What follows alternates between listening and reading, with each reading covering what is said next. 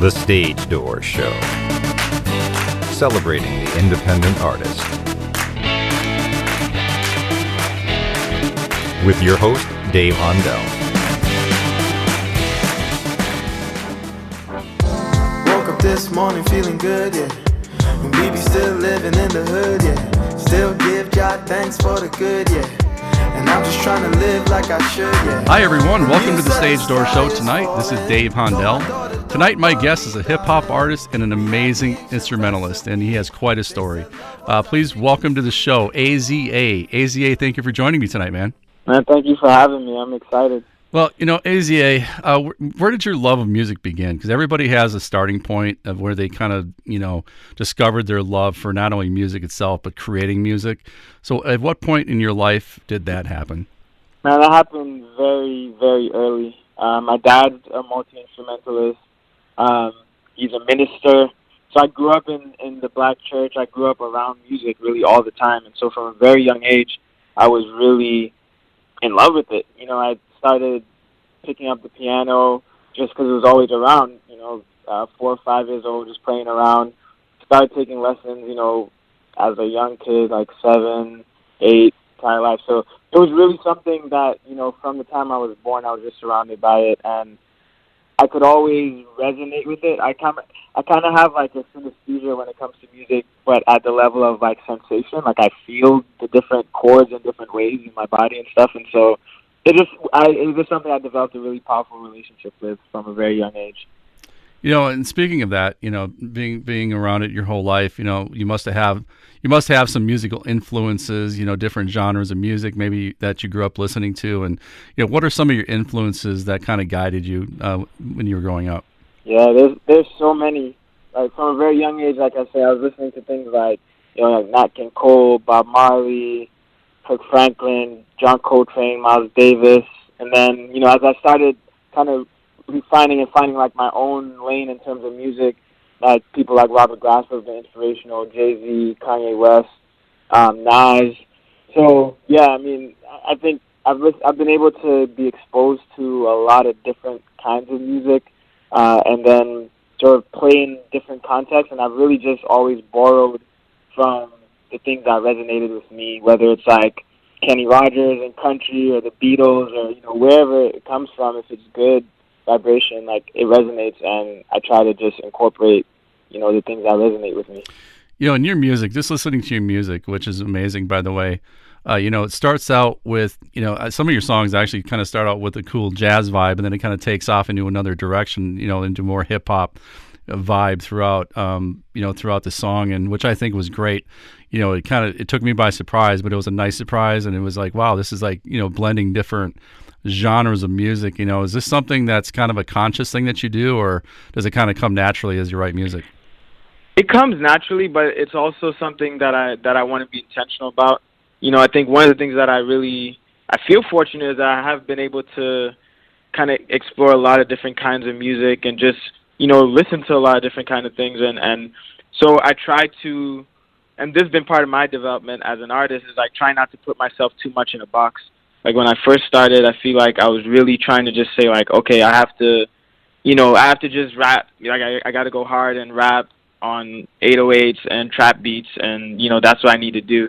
But something about that also felt like there's this whole dimension of myself musically that I'm not really putting out there or exploring, that's really still really authentic to kind of how I feel it. And so as I've been developing and evolving, I've tried less and less to put constraints on what I think it should sound like, and just create and then see what comes out. And that's really led to more music where it's kind of blending. There's some songs like on my project Unlikely Stories where I'm fusing like reggae with hip hop, and so I think those kind of creative things come out when I'm not putting too much forethought into it or trying to like force myself into a certain box, but just letting myself create, and then it comes out of there. So I'm being intentional about just giving myself that space to create authentically. And yeah, some cool things I feel like are happening because of that. And talk about that as an indie artist, because we obviously talk to a lot of indie artists on our show, and we talk about this a lot. But putting yourself into a box of a certain genre of music, when there are I would say thousands, but more like millions of people out there with digital streaming that maybe are hip hop artists that when you listen to the garden variety hip hop, it all sounds where people aren't giving themselves that space like you're talking about. And people could maybe go to the next person, if that makes sense. And the fact that you're making it unique, and it's something that maybe it sets yourself apart a little bit from some of the other hip hop artists that are out there, where you do maybe have jazz fusion or reggae or whatever other genre you use, and you fuse it into the same song. I mean, you don't hear that a lot. That's like a unique talent that you have. So talk about that as being an indie artist, because a lot of times when you have to do everything on your own and market yourself and put yourself out there, I mean, that's got to be an important thing as an artist to be able to be creative and kind of reinvent yourself, right? Yeah, and this is, my manager and I are always having not really arguments, but we're always going back and forth on this idea of what's the right balance, because as an indie artist, part of growing your fan base is sometimes giving them a framework to understand you. And so they know, okay, when I come to AZA, I'm going to get this kind of music or this style of music. And a lot of growth in terms of growing your fan base is that they come to you because they know they're going to get a certain thing. And there can be some constraints with that. So we're always, going back and forth as to what the right balance is. But ultimately, we're true to, I think, the process, and really just creating authentically and believing that if we really make music from that space, then the right people, it'll touch them and resonate with them, and that will be the most authentic way to really grow my fan base, because those people will really be resonating at the energy level of what I'm doing, and not necessarily being stuck with a particular sound, but the energy throughout all my projects, even though they might sound different, the types of content, the things I'm talking about, those things are pretty consistent. And so coming up with a lot of different creative ways, I think, to give that same energy and give that same content is what will make people, I think, start to believe in our movement and believe in what we're doing, and really get into the music. And going through, obviously, for the last year, we've all gone through the COVID, restrictions of being home and not being able to, as artists, be out there performing like we want to be doing. How has that affected you? And has it given you more opportunity to maybe write music and record music, or is it something where you really want to get out there and perform live? I mean, for your fans and as an artist itself, is that something that you find found that hindered you this past year, or is it something that you found more of an opportunity to get some tracks down and record them? Yeah, it's really been a blessing, and I also have the orientation to life where I'm always going to be looking for the opportunities, not ignoring the things that seem negative at the surface, but always putting them in the context of the opportunities. So for me, prior to COVID, we were having these parties in DC called High Vibes, maybe once a month, once every 2 months, and we were getting good traction, coming out, having a good time. It's some live music, DJ. It was a really good vibe. And then COVID happened, and that really shut that down, and all the energy that we were building up and momentum behind that really died down. But the space really that it created, not just for my own personal kind of spiritual growth and really inner understanding, but then really just thinking about the music long term and where do I want to go with it, and what do I really want to be doing musically. And I think because of that, that's why the project, that's how the project Go Slowly came out, because I wasn't really planning to, make a project other than, some other things that I was working on. And that came out of that space of me just getting back to the fundamentals of, why do I even love music? The piano was my first love, and playing in church was kind of how I first learned to really channel energy through the piano and channel energy through music and move people through, different chord progressions. That's where I learned that. So I started just going back to the piano and just playing around, producing again and doing stuff like that. And all the songs on Go Slowly came out of that space of me just singing at the keys and just playing with certain ideas and certain energy, and then just seeing what came out of it. Spirit, move my faith with every sound. Rock me slowly, slowly. Yeah, I'm out here trying to catch a wave. Amazing amazing grace, this amazing lace. She on top, those are college days. Yeah, off the top, yeah, I gotta rock. On my shit, I can never stop. Everything I do, it turn to pop. That means it's go, and then go platinum. Yeah, we the best at it. Yeah, we be styling. I used to be in class freestyling. And all my niggas, we was wildin'. Staying blessed, though we crying. Cause life is crazy and we dying. And then they put that shit on TV. And then we see that, but who gon' believe me? Yeah, I seen shit from another dimension. I came through with another lesson, yeah, we gotta get it through. We gotta make it hot. We gotta do what it do. We gotta stay true. We gotta keep it cool and never talk to feds. And yeah, we never dead. We live forever. All my niggas, we getting cheddar, doing better. Never live by the letter. Break every law. Come from above, never from below.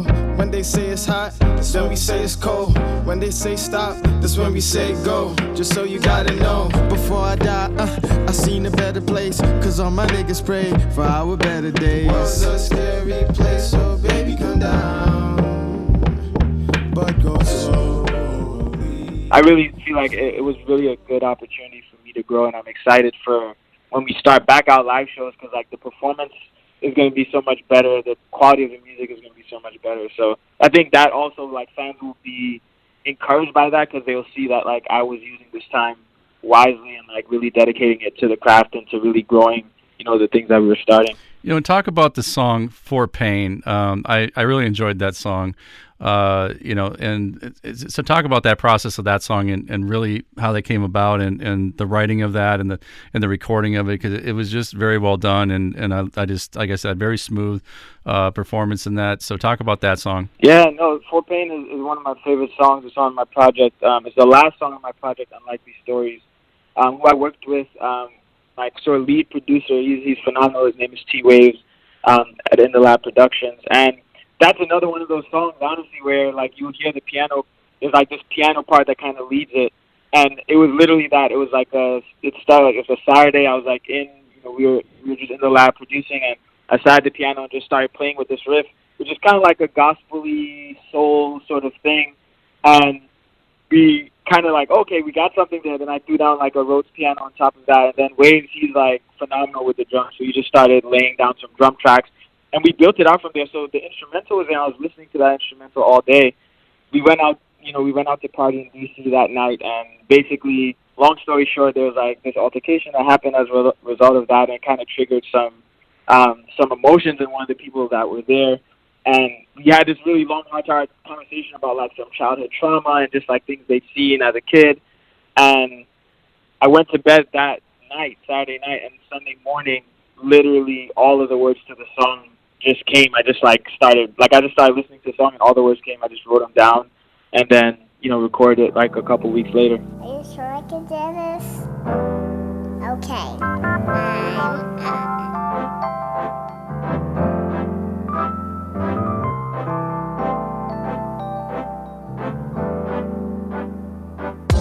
Woke up this morning feeling good, yeah.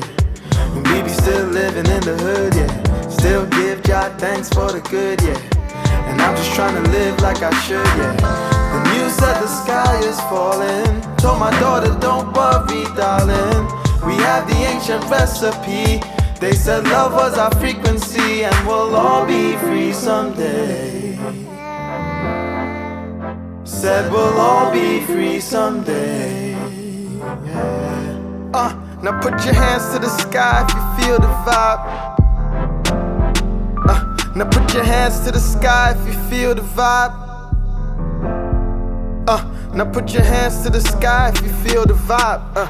And may you really find your peace of mind. I told my nigga that the pain was the key, yeah. Before we didn't know what we could really be, yeah. Had to struggle just to find a bit of peace, yeah. We had to study up on all of the beliefs, yeah. Why do we take these breaths? Why do we take these steps? How can I right these wrongs? How could I be so wrong? That's why we write these songs, yeah. I was just trying to find relief, yeah. Drink a little bit, gold Chief Keef, yeah. I wanna hear the message rocking in the streets, yeah. Cause we the sources of the answers that we seek, yeah. Cause we the sources of the answers that we seek. Man, I said that it was right, wasn't talking for the hype. This my second life, this is living for the light, come on. Woke up this morning feeling good, yeah. And we be still living in the hood, yeah. Still give God thanks for the good, yeah. And I'm just trying to live like I should, yeah. The news said the sky is falling. Told my daughter don't worry, darling. We have the ancient recipe. They said love was our frequency, and we'll all be free someday. Now, also another song I really enjoy is "Taking Off." So talk about that song as well, because that was again I listened to several of your songs, but those three, "Go Slowly," "For Pain," and "Taking Off," were three of my favorites. So talking about "Taking Off" and where that song also started. Yeah, "Taking Off," I really enjoy that song as well. That song was produced by T-Waves, and so same thing, similar to, because we're a lot of like what. We work really well together because we're all sort of engaging in the same sorts of growth processes, like individually, and so really it works together. So same thing. He was like at the piano and came up with that, Da, da, da, da, da, da. Yeah, we taking off, it's like a rocket. We be on the wave cause the music's supersonic. And on them darker days the music was my only solace. Now they vibing at my shows, loving that they love it. Man, I hit a wave, yeah, that nigga like my brother. These beats he cook like crack, I tell him send another. And yeah, we can't go back, so my vision clearly forward. Yeah, I seen the future, love to try, but that's a cowards. And really on this road, we gotta take it when it's ours. So I sidestep off the traps, got my mind into some power. For the war inside my head, for when life turns sweet to sour. And now we in the light, niggas asking where we at. Taking off, it's like a rocket. We be on the wave cause the music's supersonic. And on them darker days the music was my only solace. Now they vibing at my shows, loving that they love it. Take off, just like a rocket. We be on the wave cause the music's supersonic. And on them darker days the music was my only solace. Now they vibing at my shows, loving that they love it. I recall having no faith in myself, no I couldn't picture all this glow. Now I'm just setting the pace for myself and these niggas to see by the floor. How to work, how to win, how to do it again. And each block on my code as a snow. So I'm putting in work, they can feel my delivery. Got a message for all of my enemies. I'm a nigga that know my divinity. Got a vision that came through this energy. They said we would come up with this energy. AZA in the booth is a scare me. We get this one chance to be who we are. Fuck what they talk about, just reach for your stars. Take off, it's like a rocket. And then he started putting his stuff together. He sent me the beat. And it was a similar thing. Like, as soon as I heard the beat, I was just like, yeah, we're taking off like a rocket. And all the words pretty much came, kind of wrote it out. I sent him a rough draft of it, sent Jay, my manager, a rough draft of it, and they were like, yeah, this has potential. So then, I went back in and sort of just played with the vocals and, like, put some harmonies and stuff like that. And, we put that out. And made a music video behind that, and people really enjoyed that. A lot of people were saying like they felt like that was the best song that I've made so far, and so that started to really get some traction. And so we're working together now on some more songs that kind of fit in that mold, and that's a project that's going to come probably either later this year or early next year. Yeah, no, it's definitely good stuff. You've also performed at venues like Jazz at Lincoln Center, which I am very impressed with. I've been in the New York City area for the last 10 years, and I've been to that venue several times and have watched, several iconic jazz greats, the Marsalises and Freddie Cole, Nat King Cole's brother, played there as well. And so, just playing at venues like that, I mean, you played at several other big venues as well, but talk about just being on the stage where several legendary acts have also, played. So what is that feeling like? Do you have that nostalgia, I guess, when you stand on that stage and you're able to play? Yeah, I mean, it's a lot of times, especially back then, because this was when I played at Jazz at the Lincoln Center. This was during med school, and it was, some of it was like a little bit of imposter syndrome, like people who are legends have played here, and like I get the opportunity to play. And so, yeah, to me, it was really humbling experience. But it's also sort of, to me, a little bit of foreshadowing, like when I'm on those sorts of stages playing, for a choir or playing, for, as a instrumentalist for, another artist, for me, it also just gives me a little bit of foreshadowing of like the kind of stages, I'll be on sort of doing my original music. And the chance to play, I think, at those venues also kind of raises your musicianship, because you get to see how things are done at the highest level, and you get to play with people who are playing at the highest level, and that always sort of pushes you forward. So I've been really grateful for some of those experiences, both singing background and playing keys, bass for different artists at really big venues and get that experience for now, as I build my own, when I get into those stages, I've been there before, so it'll make it a lot easier to really, be at my best. Yeah, that definitely makes sense. I mean, like you're saying, it raises your playing, your musicianship. I think that makes a lot of sense. It's like an athlete playing either in the Super Bowl or in a big stage. It really kind of ups your game a little bit. So that definitely makes sense. The other thing is, you co-founded, something I wanted to ask you about, because I also saw this written about you, but you co-founded Renaissance Entertainment, and that really goes beyond the music itself. So talk about Renaissance Entertainment, what it is and what it entails. Yeah, so, I founded this company with my manager, Jay, really out of the desire to have a really tangible vehicle for the kind of movement that we were trying to create, with the music. And so that's how we were able to kind of start the party series I was telling you about, High Vibes. And we've done a number of different events, sort of bringing this sort of music, this sort of culture, for instance, into academic spaces. We did something at Harvard, MIT. We did something at Yale, where we're just, really trying to shift the entire culture of like the academic space, and showing that the best sorts of people in every arena are people who can be their full selves, and that looks really different depending on who the person is. And so we really try to be at the intersection of music, science, and community building to really be a vehicle for cultural change, and really changing the culture to one that's more empathic, a culture that like values wellness at the highest dimensions. And a lot of that is what I talk about in the music, and this just creates sort of an infrastructure to be able to push the kinds of things that I talk about in the music, like mindfulness, like building community, and really, coming to places of self-realization and authenticity. I got to dig into this a little deeper because I'm very, very impressed, because, I barely got out of basic math in high school, and here I'm talking to a highly educated doctor here. For our listeners, AZA is so highly educated. I mean, Harvard Medical School, MIT, Berkeley School of Music. I mean, you're a resident physician at Yale University. Just amazing. And, from being a doctor and being, in that field, and, just all the years you spent in school, and just, in your residency, and I'm sure long hours, does music offer you that release from that grind of being a doctor on that level?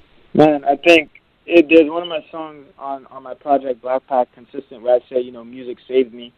And it's like, I really mean that when I say that, because it really is a form of healing, and especially, like I said, for me, having been exposed to music initially in a spiritual context, in the church and things like that, I really learned how to tap into that healing quality in music. That's something my dad also kind of modeled. I think even for just people of African descent in the U.S., the sorts of traditions that have come out of our pain, like jazz and hip-hop, and like these art forms have been ways of us trying to create spaces to heal. And so for me, yeah, it's been a huge part of being able to navigate, all the structures and institutions that you mentioned, in a space where like I could be well, and I could, really thrive and do my best. And I think part of what really drives me now is to kind of just encourage everyone to explore whatever that thing is for them. Like, it doesn't have to be music. It could be dance. It could be writing. It could be, every human is a creative. And so finding that avenue that you can create, and the healing that putting yourself into these creative spaces can bring, is something that I'm really passionate about. So, yeah, the music has been a huge part of that. And actually, as a psychiatrist, that's a huge part of what I'm doing now, is trying to study the ways in which music can be brought into, psychiatry to just enhance our toolkit. That's incredible, and yeah, that's well said. And the other thing I wanted to bring up is when you were talking, you kind of reminded me of a speech by Steven Soderbergh when he was accepting the Academy Award, and it was just he talked about just almost word for word what you said. It doesn't matter what you do. You could even be baking, a baker or making or being a chef or just drawing a picture or painting, anything. It doesn't matter as long as you create, because I think it does live in all of us to be able to create something. It doesn't matter what it is. You can still create be creative. And I think that if we all reached our potential when it came to creativity and using that part of our brain, I think this world will be a much better place. Definitely. I definitely agree with that. The other thing I wanted to cover is I ask this of everybody, AZA, that comes onto my show, especially in the music field, but your legacy, what down the road, 30 years down the road, 40 years down the road, whatever, however long you decide to make and create music, what do you want your legacy to be? What do you want people and your fans to walk away with? When you either retire or you're not making music anymore, what do you want people to remember you as?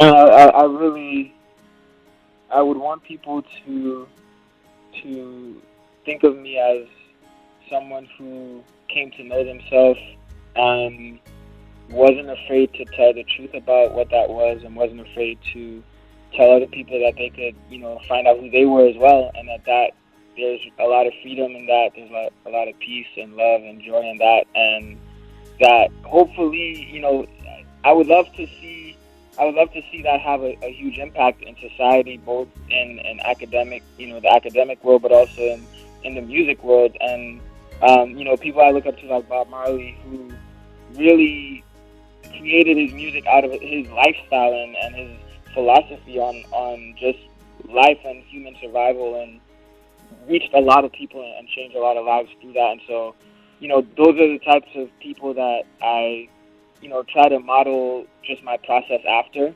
And, the results are going to be whatever they are. I don't really care too much about the results. I care about the process. But, if I were to, inject some ego into it, then I would want it to be something that was really meaningful and had a big impact. Let's tell the listeners where they can find you and your music on social media, internet. How can we find you? Yeah, so my Instagram is AZA, the messenger. On Spotify, iTunes, I'm on all that at AZA. I would encourage to listen to the project Blackpack, BL4CKPACK. So if you just put that into whatever streaming site, that'll take you to the music, and then you'll see the rest of my projects. My single Taking Off, and then the last one the last project that just came out, Go Slowly. AZA, man, it was a pleasure having you on the show tonight, and I can't wait to see where you go with your music. If there's anything we can do on our show, let us know how we can push your music out there, and also, we can't wait to have you back at some point. So good luck with your projects, and, stay safe out there during COVID. Thanks for being on the show tonight. Man, thank you. I really appreciate the time and just the ability to talk about, things that I love. So, thank you. I recall having no faith in myself. No, I couldn't picture all this glow. Now I'm just setting the pace for myself and these niggas to see by the floor. How to work, how to win, how to do it again. And these buck on my coat as a snow. So I'm putting in work, they can feel my delivery. Got a message for all of